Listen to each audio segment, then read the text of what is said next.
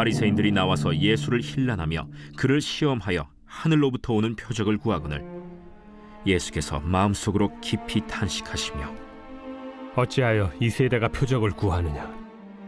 내가 진실로 너희에게 이르노니 이 세대에 표적을 주지 아니하리라 하시고 그들을 떠나 다시 배에 올라 건너편으로 가시니라.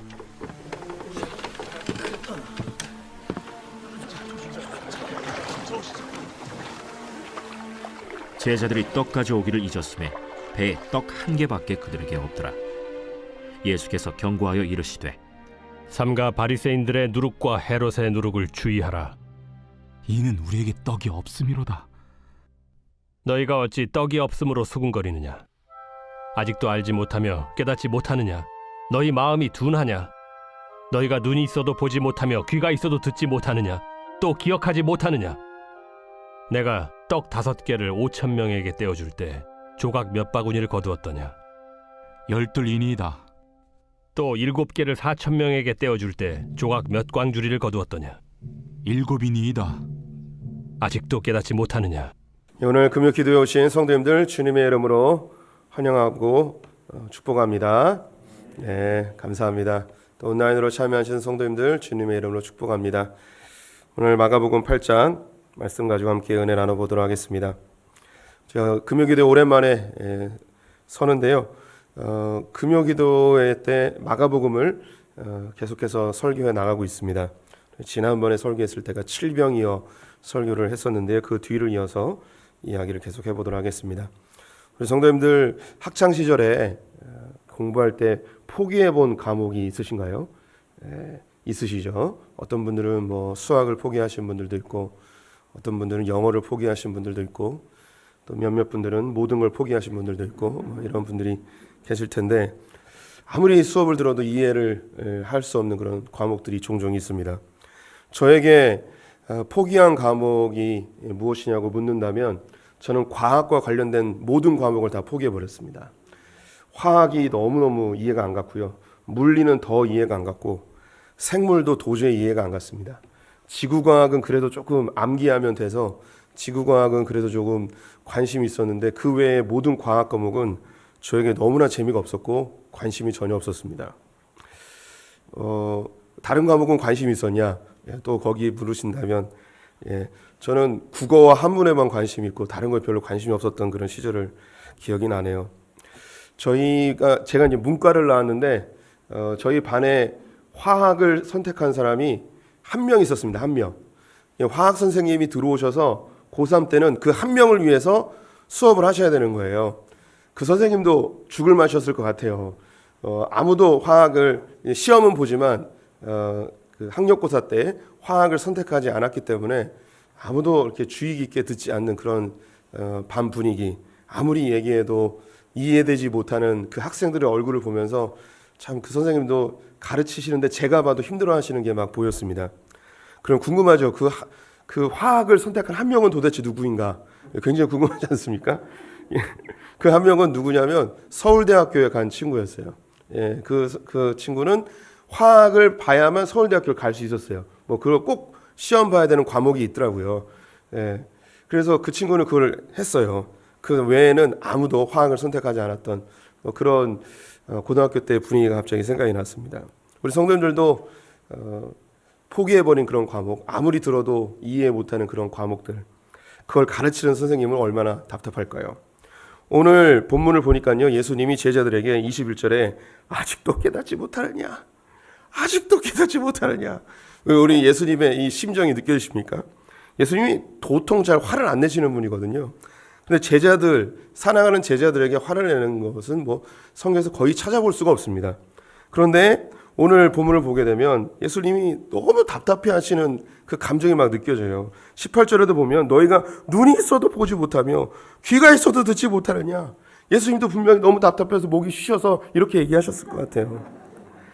내가 도대체 물고기 2마리와 보리떡 5개로 떼어줬을 때 몇 바구리가 남았냐. 내가 칠병이어로 먹을 것을 나눠줬을 때 도대체 몇 바구리가 남았냐.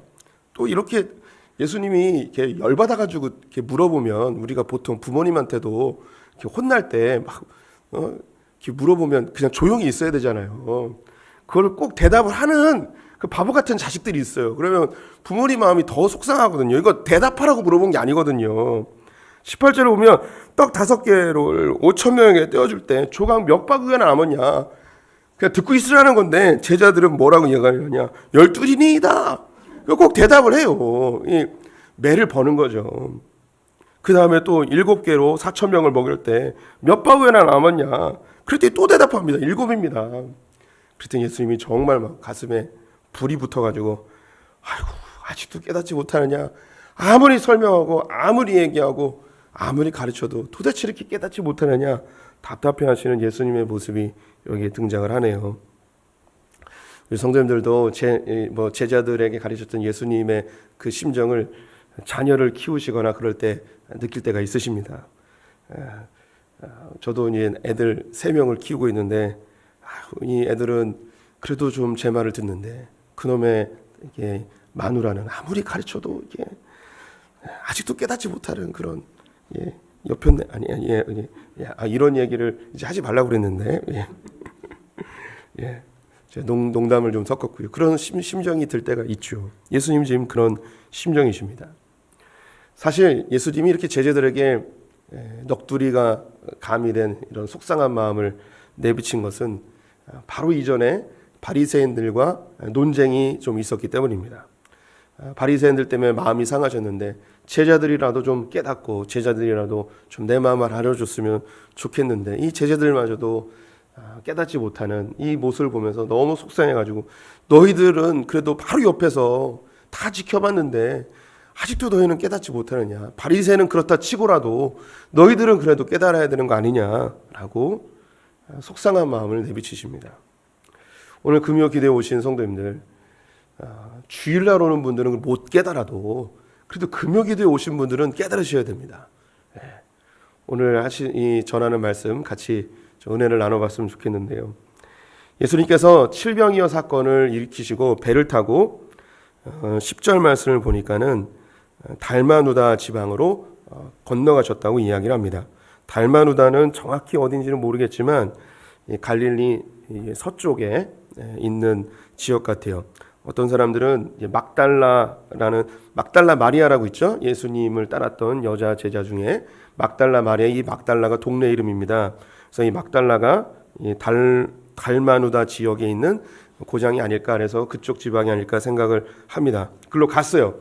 가서 바리새인들을 만납니다. 바리새인들이 예수님에게 대해서 11절을 보니까 예수님을 시험하여 하늘로부터 표적을 구하거늘 이라고 되어 있습니다. 예수님에게 표적을 좀 보여달라는 거예요. 어떤 표적이냐? 당신이 하늘로부터 오셨다는 하나님의 아들이라는 우리가 기다리던 메시아라는 이 표적을 좀 보여달라는 거죠. 근데 좀 답답하지 않습니까? 예수님이 바로 전에 칠병이어로 4,000명을 먹이신 그 놀라운 표적을 일으켰는데 또 표적을 보여달라고 이야기를 하는 거예요. 아니, 내가 방금 전에 표적을 보여줬는데 뭘 또 보여줘야 되냐? 그 전에는 오병이어도 베푸셨고 오병이어 이후에는 물결이를 걸으시고 풍랑을 잠지 않게 하신 그런 표적을 보여주셨습니다. 그 외에도 수많은 표적들을 예수님께서 끊임없이 보여주셨음에도 불구하고 제자들, 이 바리새인들은 이야기하는 거예요. 표적을 보여달라고. 당신이 하늘로부터 오신 메시아라는 표적을 좀 보여달라고 또 이야기를 하고 있습니다. 도대체 무슨 표적을 보여달라고 하는 걸까요? 도대체 뭘 그렇게 원하고 있을까요?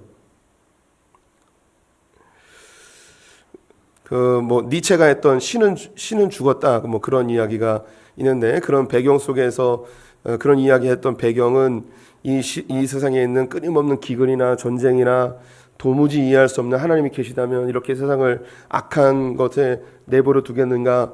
그래서 이런 악한 세상을 보고 부조리하고 전쟁과 기근이 끊이지 않는 세상을 보면 신이 계시다면, 하나님이 계시다면 이런 일이 벌어지지 않을 텐데 이런 것을 보니 신은 죽었다라고 이야기하는 사람들이 있습니다.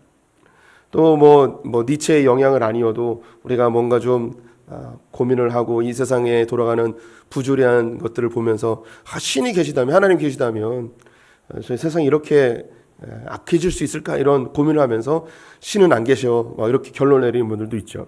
근데 이런 분들에게 하나님이 살아계시다는 증거를 보이고자 한다면 그들이 원하는 걸 해줘야겠죠. 전쟁이 멈추거나 이 세상에 있는 모든 기근이 사라지거나 모든 질병이 없어지거나 그들이 원하는 것을 해줘야만 하나님이 계시다는 걸 믿게 될 것입니다. 우리 교회에 지금은 이 친구가 교회를 나오고 있지는 않은데 이 친구가 지금은 청년이에요. 이 친구가 중학교 때 한동안 교회를 계속 안 나왔어요. 그래서 왜 안 나왔는지 알아봤더니 할머니가 돌아가셨는데 할머니를 위해서 기도한 거예요. 하나님, 우리 할머니 지금 살려주세요. 우리 할머니 많이 아픈데 제발 낫게 해주세요. 그런데 할머니가 돌아가신 거예요. 그래서 그 다음부터 교회를 안 나온 거예요. 왜 안 나오는지 느껴지시죠? 내가 이렇게 하나님 앞에 할머니를 살려달라고 기도했는데 하나님이 살려주지 않으신 거죠. 그래서 하나님이 안 계시다, 하나님께 실망하고 하나님이 없다라고 스스로 결론 내리고 교회를 안 나오기 시작했습니다. 그 이후에 교회를 다시 나오긴 했는데 지금은 또 교회를 안 나오고 있어요. 제가 한 번 우리 성도님들하고 나눴던 것 같은데 제가 이 나누는 이야기를 들으시고 절대 놀라지 마세요. 이분도 지금 우리 교회 안 나오고 계시는데 신혼부부였어요. 신혼부부가 제가 이렇게 개인적으로 성경 공부도 하고 만남도 여러 번 하고 막 이러고 있었습니다. 근데 아내 되는 그 자매가 모태 신앙이긴 한데 하나님에 대한 좀 왜곡된 그런 신앙을 갖고 있었어요. 그래서 교회를 나오긴 하는데 남편 때문에 그냥 따라 나오고 그렇게 깊은 신앙인은 아니었습니다. 그런데 어느 날 새벽 기도에 온 거예요. 그래서 굉장히 당황스러웠죠. 부부가 같이 왔어요. 그래서 놀래가지고 연락을 해봤더니 이 자매가 토끼를 키우는데 토끼가 아픈 거예요. 제가 당황하지 마시라고 그랬잖아요. 당황하지 마시라고 그랬잖아요. 토끼를 키웠는데 토끼가 아픈 거예요. 그래서 새벽기도 나와가지고 기도를 한 거예요. 그래서 저에게 기도 부탁을 했어요. 토끼 살려달라고. 어떻게 됐냐? 이 토끼가 죽었어요. 안타깝게도. 그리고서 이 자매가 교회를 안 나와요. 왜 안 나올까요? 하나님 안 계시다는 거예요. 내가 토끼를 살려달라고 그랬는데 토끼가 죽었다는 거예요. 하나님이 계시다면 토끼를 죽게 내버려 두지 않는데 토끼가 죽었다는 거죠. 우프다 그러죠. 웃기면서 슬픈. 그래서 제가 이 자매가 독특한 건 아니에요. 어딘가에 몰입되고 어딘가에 깊은 애착이 있으면 토끼가 아니어도 우리 모두가 그 어떤 것에 하나님을 이용하는 것이 우리에게 다 있습니다. 우리 성도님들이 내가 간절히 원하고 바라는 것, 그게 어쩌면 토끼가 될 수도 있고 할머니가 될 수도 있어요. 우리 성도님들이 토끼라고 해서 웃으셨지만 어쩌면 우리 성도님들이 간절히 원하는 그것에 대해서 하나님도 비웃으실 수 있으셔요. 아니, 세상 사는데 그게 뭐 그렇게 중요하냐? 그 관계, 사람, 그 사람 떠나는 거, 그게 뭐 그렇게 중요하냐? 돈, 직업, 대학, 그게 뭐 그렇게 중요하냐? 하면서 주님이 비웃으실 수도 있는 거예요. 하나님 보실 때는 토끼에 몰입한 사람이나 내가 간절히 원하는 그 어떤 소원에 몰입하는 것이나 별반 차이 없을 수도 있습니다. 이 바리새인들이 예수님에게 표적을 보여달라는 거죠. 그러면 당신이 하나님이 보내신 분, 메시아라는 걸 우리가 믿겠습니다. 지금까지 오병이어 칠병이어 물결이를 걸은 것, 안진뱅이를 일으킨 것, 문둥병자를 일으킨 것, 아무리 많이 보여줘도 자기는 못 믿겠다는 거예요. 그런 것으로는 당신이 하나님이 보내신 메시아라는 걸 도무지 믿을 수가 없다는 거죠. 도대체 그러면 바리새인들은 뭘 원했을까요? 오늘 본문에 나와 있지 않지만 다른 본문에는 예수님 뭐라고 대답하시냐면 요나의 표적 외에는 내가 보여줄 것이 없다라고 이야기하십니다. 십자가에 달려 죽으시고 3일 만에 부활하시는 그것을 말씀을 하신 것이죠. 그런데 바리새인들은 그걸 원하지 않았어요. 예수님이 십자가에 달리시기 전에 마지막으로 일으키신 기적이 있습니다. 그 기적이 뭐냐면 예수님의 부활을 예표하는 기적인데요. 죽은 나사로를 살려내신 거예요. 죽은 자를 살려냈죠. 얼마나 엄청난 사건입니까? 이스라엘의 모든 사람이 그 사건에 열광하였습니다. 그런데 유독 바리새인들은 그 사건에 대해서 전혀 열광하지 않았습니다. 오히려 성경을 보니까 이 나사로를 살린 사건 때문에 많은 사람들이 예수님에 대하여 엄청나게 따르고 예수님에 대해서 열광하는 모습을 보면서 이제 진짜 죽여야겠구나. 도대체 이 예수에 대해서 이제는 더 이상 놔둬서는 안 되겠구나. 예수님 죽은 사람을 살려냈는데 이것을 보고서 하나님의 아들입니다 라고 고백해야 되는데 그런 고백을 하지 아니하고 오히려 죽은 사람을 살려내니까 예수님을 죽여버려야겠다라고 생각합니다. 바리새인이 예수님에게 기대했던 표적은 그런 게 아니었던 거죠. 그들이 원했던 표적은 무엇이었을까요? 자신들이 목숨처럼 생각했던 율법을 존중해 주길 바랬어요.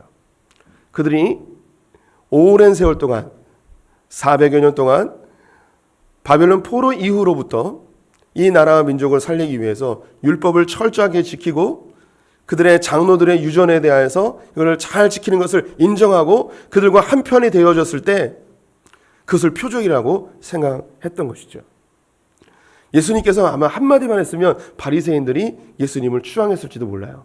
여러분, 바리새인들이 알려주는 거 이대로만 따르면 됩니다. 바리새인들이 알려주는 613가지의 율법만 잘 지키면 됩니다. 이 한마디만 했으면 바리새인들이 다 예수님 편이 되었을 것입니다. 사람들은요, 각자가 자기가 원하는 표적이 있어요. 우리 성도님들이 하나님께 나아갈 때, 주님을 믿을 때 각자가 자기가 원하는 표적들이 다 있습니다. 그게 이루어지길 간절히 바라죠. 그게 이루어지면 주님이 정말 날 사랑하시는구나. 주님이 나와 함께 하시는구나. 주님 내 길을 인도하시는구나. 이렇게 믿게 되는 경우가 많이 있습니다. 지금 어떤 기도의 제목을 갖고 계십니까? 어떤 소원을, 어떤 소망을 가지고 계십니까? 어떤 문제 앞에 놓여 계십니까? 이것만 해결되면 정말 주님이 살아계신 걸 믿을 수 있을 텐데 이 소원만, 이 기도 제목만 들어주면 주님 정말 살아계시는 걸 믿을 텐데 이런 고백이 우리 안에 있지 않을까 싶습니다. 저도 고의적으로 교회를 안 나가 본 적이 있어요. 2주 동안 안 나가 봤는데 그때 하나님 앞에 원망스럽고 하나님에 대해서 분노가 차올랐던 것들이 내가 원하는, 내가 꿈꾸는 것이 잘 이루어지지 않았을 때 하나님에 대해서 극도로 원망하고 분노하였던 저의 옛 기억이 있습니다. 우리 성도님들도 다 비슷한 성정을 갖고 계세요. 이렇게 해서 배를 타고 또 건너가시게 되는데 이 배에 제자들과 함께 올라타게 되었습니다. 근데 이 제자들이 배에 탔는데 떡이 하나밖에 없는 것을 깨닫게 되었습니다. 그러자 예수님이 떡에 대한 이야기를 하고 있는 제자들을 향해서 얘들아 너희들 바리새인의 누룩과 헤롯의 누룩을 조심해야 된다라고 이야기합니다. 그랬더니 제자들이 수근거리면서 아니 우리에게 떡이 없는 걸 어떻게 아시고 저런 이야기를 하시지? 라고 이야기하는 거예요. 지금 예수님은 방금 전에 바리새인들과 논쟁하였던 그 연장선상 속에서 예수님이 바리새인들에게 대하여 요나의 표적 외에는 보여줄 것이 없다 뭐 이런 이야기를 했잖아요. 바리새인들이 표적을 보여주십시오. 근데 난 더 이상 표적을 보일 것이 없다라고 이런 이야기를 하고 배에 탔어요. 근데 배에 타면서 그들은 떡에 대한 이야기를 하고 있는데 예수님이 얘들아 방금 전에 있었던 바리새인들과의 논쟁이 있었죠. 바리새인의 누룩과 헤롯의 누룩을 조심해야 돼. 이런 이야기합니다. 그것들이 지네들끼리 스스로 생각하기를 야 예수님께서 또 그 건너편에 가셔서 뭐 떡을 만들고 뭐 이런 기적을 일으키시려나 우리에게 떡이 없는 걸 어떻게 하시고 이런 이야기를 하시지? 예수님이 화딱지가 났습니다. 지금 중요한 게 이게 지금 떡이 중요한 게 아니고 너희들의 신앙 속에 무엇을 정말 바라보고 무엇을 추구하는지 지금 그 이야기를 하고 싶어 하는데 너희들도 이 떡에 대해서만 생각하고 너희들이 원하는 예수, 너희들이 원하는 소원, 너희들의 문제 해결 여기에만 집중되어 있다면 너희들은 바리새인의 누룩과 헤롯의 누룩에 너희들도 같이 오염되고 있는 것이야 라고 알려주고 있는데 여기서 벗어나지 못하는 제자들을 보면서 너희들이 들어도 듣지 못하고 보아도 보지 못하는구나. 5병이어로 내가 몇 명을 먹었냐. 7병이어로 내가 몇 명을 먹었냐. 이 놀라운 기적들을 보면서 여전히 너희들은 너희들의 문제 해결을 위해 나를 이용하려 하느냐. 아직도 깨닫지 못하느냐. 내가 이 땅에 왜 왔는지 내가 이런 기적들을 왜 베푸는지 너희들 아직도 깨닫지 못하느냐? 우리 성도님들, 예수님이 우리 성도님들에게 왜 찾아오셨을까요? 왜 우리 하나님은 성도님들을 교회로 인도하셔서 하나님 나라까지 인도해 가기를 원하실까요? 주님 우리를 사랑하십니다. 그래서 우리의 문제, 우리의 소원 분명히 관심이 있으십니다. 그런데 그게 전부가 아니라는 거죠. 우리 성도님들을 거룩한 백성으로 거듭나게 하여서 하나님 나라에서 주님과 풍성한 삶을 누리는, 영생한 삶을 누리는 참된 행복과 기쁨을 주길 원하시는 그 예수 그리스도의 피 흘림의 사건을 절대 잊지 않으시기를 축원드립니다. 내가 원하는 대로 주님이 해주시지 않는다 해서 주님이 안 계시는 게 아니에요. 내가 원하는 대로 내 인생이 흘러가지 않는다고 해서 주님이 나에게 벌 주시는 거 아니에요. 예수님은 요나의 표적이라는 그 십자가의 사건을 이야기합니다. 사람들이 생각할 때는 예수님은 나무에 달려 죽으신 저주받은 자입니다. 예수님 본인도 그걸 원하진 않았습니다. 할 수만 있거든 이 쓴 자를 내게서 거둬주십시오 라고 할 만큼 그 십자가의 고통을 벗어나고 싶어 하셨습니다. 그런데 하나님 아버지의 뜻이 그것이니까 예수님은 아버지를 이용하려 하지 않았습니다. 아버지의 뜻이 자기의 삶에서 일어나길 바랬죠. 이것이 때로는 고통일 수 있고 심지어 죽음의 자리일 수도 있지만 하나님이 기뻐하시고 하나님이 원하시는 길이라면 그 길을 걷겠습니다. 우리는 주님이 지금 내 삶 가운데 일하고 계시고 나를 위하여 놀라운 역사를 일으키고 계시는데 믿음의 눈이 없으면 그게 보이지 않습니다. 믿음으로 귀가 열리지 아니하면 주님 말씀하시는 것을 들을 수가 없습니다. 오늘 이 사건 바로 뒤에 22절부터는 벳세다에서 맹인을 고치시는 기적이 있습니다. 왜 맹인을 고치시는 기적이 바로 뒤에 나오는가? 눈을 가지고 있어도 믿음의 눈이 없으면 하나님이 내 삶 가운데 지금 일하고 계시는데 그걸 못 보는 거예요. 내가 원하는 것, 내 문제에만 집중되어 있어서 이것만 해결해 주십시오. 그러면 하나님 계심을 믿겠습니다. 여기에만 집중되어 있으니까 옆에서 지금 주님께서 수많은 일들과 수많은 역사들을 하고 계시는데 그걸 보지 못하는 거죠. 내 소원, 내 문제에만 집중을 하다 보니까 주님이 내 귓가에 계속해서 말씀해 주시는 내가 너와 함께한다. 지금 이 고난이 너에게 오히려 유익이 되어진다. 먼 훗날의 이 세월들을 돌이켜보면 하나님이 함께 하셨고 주님께서 이 모든 것들을 합력하여 선으로 바꾸신다는 것을 너는 깨닫게 될 거야. 주님이 내 귓가에 말씀하시는 것이 들리지 않는 거예요. 왜? 내 문제에 매몰되어 있으니까. 내가 원하는 표적이 따로 있으니까. 아무리 주님이 오병이어로 칠병이어로 무리를 걸으시고 풍랑을 잠잠케 하셔도 이것이 전혀 예수 그리스도의 능력으로 받아들여지지 않는 거예요. 왜? 여전히 내 문제에 갇혀 있으니까. 제자들과 헤롯 당원들, 바리새인들, 이 모든 사람들이 꿈꿨던 메시아는 이스라엘 백성들을 로마에서 해방시켜 다윗의 왕조를 회복하여 그 영화를 다시 누리는 것이 그들이 꿈꿨던 메시아였습니다. 여기에 갇혀 있는 것이죠. 우리 성도님들이 예수님을 지금 만난다면 한 가지 기도를 할 수 있다면 어떤 기도를 하시겠습니까? 여전히 내 삶에 있는 그 문제에 묶여 있다면 예수님이 주고자 하는 그 많은 것들을 누리지 못하고 거기에만 국한돼 버릴 수 있습니다. 주님은 우리 성도님들의 문제와 소원에 무관심한 분이 절대 아니십니다. 하지만 그거보다 더 풍성한 것, 더 놀라운 것을 주고 싶어 하시는 분이십니다. 우리 성도님들 믿음의 눈을 열어달라고 기도하셔야 돼요. 주님이 일하시는 것을 보기를 원합니다. 기도해야 돼요. 제가 믿음이 조금씩 성장하면서 하나님께 기도했던, 지금도 여전히 기도하는 것, 성령님이 일하시는 곳에 제가 함께 있게 해주십시오 라는 기도를 젊은 시절부터 계속 해오고 있습니다. 이 기도를 하기 전에 저의 기도는 무엇이었냐면 내가 원하는 것에 성령님이 일하여 달라는 기도였어요. 하나님 이거 하고 싶으니까 주님 이거 해주세요. 저는 이렇게 되고 싶으니까 이렇게 해주세요. 이런 기도를 했어요. 그런데 다 안 되는 거예요. 왜 안 되는가 생각해 봤는데 그때 제가 읽었던 아주 중요한 책, 하나님을 경험하는 삶이라는 책을 읽게 됐습니다. 우리 성도님들이 한 번씩 다 읽어봤으면 좋겠다는 생각이 드는 정도로 너무 좋은 책입니다. 그 책에서 하나님은 우리 주변에서 늘 일하고 계시대요. 그리고 하나님의 일에 우리를 초대하신대요. 우리는 그것에 순종하여 따라가면 하나님의 놀라운 역사를 늘 경험하며 살 수 있다고 하는 것인데요. 아, 그렇구나. 내가 믿음의 눈이 없어서 주님이 내 삶 가운데 늘 역사하고 계셨는데 내가 그걸 바라보지 못하였구나.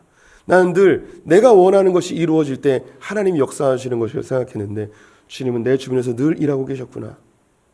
믿음의 눈으로 주님이 일하는 것을 바라보기를 열망하였습니다. 그래서 기도하기 시작했어요. 주님, 성령님이 일하시는 곳에 제가 있게 해주십시오. 내가 하고자 하는 것에 주님이 일하시는 게 아니고 주님이 일하시는 곳에 내가 있게 해주십시오.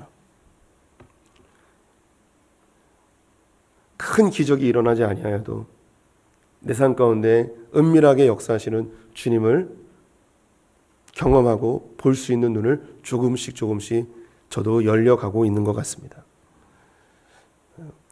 우리 성도님들이 저를 보실 때 목회자로서 어떤 느낌이 드시는지 저는 성도님들의 관점을 정확히는 알 수 없지만 제가 종종 듣는 이야기가 있다면 목사님은 참 자유로워 보입니다라는 그런 이야기를 듣습니다. 그런 이야기 들을 때 참 기분이 좋습니다. 저는 얼굴도 자유롭고 마음도 자유롭습니다. 저는 자유로운 그런 신앙인이고 싶습니다. 어딘가에 눈치를 보고 매이고 그러고 싶지는 않습니다. 제가 이런 조금은 일반 목회자들보다 약간은 자유로운 삶을 살 수 있게 된 것, 그것은 하나님을 이용하려 하지 아니하고 하나님이 인도하는 대로 내가 매이지 아니하고 주님의 인도하는 대로 이렇게 따라가다 보니까 조금씩 자유로워졌습니다. 일이 좀 잘 안 돼도 조급해하지 않습니다. 일이 조금 더디어도 낭망하지 않습니다. 원하는 대로 되지 않는다 할지라도 내 마음에 실망이 찾아오진 않습니다. 기대했던 것들이 이루어지지 않는다고 해서 하나님에 대해 불평하지 않습니다.